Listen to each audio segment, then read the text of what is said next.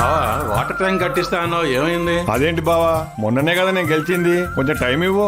ఊర్లో పనుల తర్వాత ముందు నేను సంపాదించుకోవాలా వద్దా? నమస్కారం, బాగున్నారా? ఏంటి అంత కట్టకట్టుకొని వచ్చారు? ఇల్లు కట్టుకుంటున్నాను, మీ పర్మిషన్ కూడా కావాలంట కదా, కొంచెం సంతకం పెట్టండి. అవతల నాకు చాలా పనులున్నాయి. రే ఏంట్రో, ప్రెసిడెంట్ కంటే నువ్వే చాలా బిజీ అయిపోయావు. మా బావా ఊరికే సంతకం పెట్టు, దేనికైనా 10,000. 10,000 అంతెందుకండి? మొన్న ఎలక్షన్ లో ఓటుకి 3,000 తీసుకున్నావు, అది కాక ఎక్స్ట్రాలు వారం రోజులు మొత్తం నీకు మందు, ఇంటిలి పాతికి కోడి మాంసం, వేట పొలావు, చేపలు, రొయ్యలు, పీతలు. నీ అబ్బా కడుపుతున్న ఆడదానిలాగా కోరికలే కోరికలు, అయినా అన్ని తీర్చాను. మొత్తం 5,000 అయింది. అది ఎవడిస్తాడరా?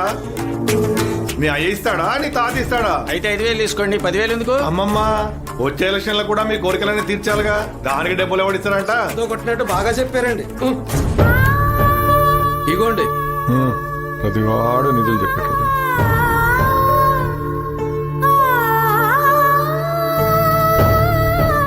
ఇదిగోండి 10,000 సంతకం చేయండి. నీకు 50,000. 50,000? అదేంటండి, ఆయనకు 10,000 నాకు 50,000? ఇది ఎక్కడి న్యాయం అండి? ఏంటమ్మో నోర్లేస్తుంది, మొన్న ఎక్స్పార్టీ వాళ్ళు ఓటుకి 7,000 ఇస్తున్నారని చెప్పి నా దగ్గర 10,000 నొక్కేశావు. అంతటితో లెక్క అయిపోయిందా? అయిపోలేదు. మీ అక్కకేమో కంచిపట్టు చీర, మీ చెల్లెకేమో ధర్మవరం చీర, మీ అమ్మకేమో గద్వాల చీర, మీ తమ్ముడికేమో KLM షాపింగ్ మాల్ లో బట్టలు, మీ అన్నకేమో రాయల్ ఎన్ఫీల్డ్ బైక్, మీ ఆయనకేమో జానీ వాకర్ బ్లాక్ లేబుల్, మీ నాన్నకేమో కాకినాడ సుబ్బవాడు వచ్చి భోజనం, నీ కొడుకేమో KFC చికెన్, నీ మరిదికి డామినోస్ పిజ్జా, నీ కూతురికేమో లలితా జ్యువెలర్స్ చెవి కమ్మలు. మొత్తం నాకేశారు. డబ్బులు ఎవరికి?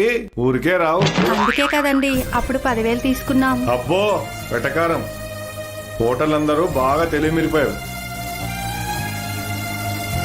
చూసావా రత్తాలు, డబ్బులు కాసిపడి ఈయనకి ఓటేసాం, ఓటుకి ఇచ్చిన డబ్బులు లాగేసుకున్నాడు, గ్రామానికి వచ్చిన డబ్బులు వాడేసుకున్నాడు.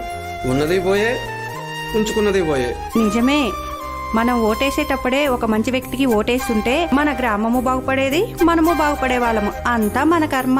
బావా వాళ్ళ దగ్గర అంత పబ్లిక్ గా డబ్బులు తీసుకుని సంతకం చేసావు, నెక్స్ట్ టైం నువ్వు డబ్బులు ఇచ్చినా ఓటేస్తారంటావా? ఎందుకయ్యారు? మన దగ్గర డబ్బులు తీసుకున్నాక ఓటేసే బాధ్యత వాళ్ళదే. నీకు తెలదేమో, రీసెంట్ గా సోషల్ మీడియాలో ఒక స్టోరీ బాగా ఫేమస్ అయింది. వరల్డ్ ఫేమస్ అయిన హిట్లర్ పార్లమెంట్ కి ఒక కోడిని తీసుకొచ్చాడంట. అందరు చూస్తుండగానే ఒక్కొక్క ఇక పిక్తా ఉన్నాడంట. అది బాధతో విలవిల్లాడిపోతుంది. అక్కడ చూస్తున్న వాళ్ళకి ఎవ్వరికి ఏమీ అర్థం కావట్లేదంట. నొప్పితో బాధపడుతున్న కోడిని కింద వదిలి జోబులోంచి కొన్ని గిన్నెలు తీసి వేశాడు. అప్పటి వరకు బాధపడుతున్న ఆ కోడి ఎంతో ఆనందంగా తినేసిందంట. అప్పుడు హిట్లర్ అందరి వైపు చూసి ఓటర్లు కూడా ఇంతే అన్నాడంట.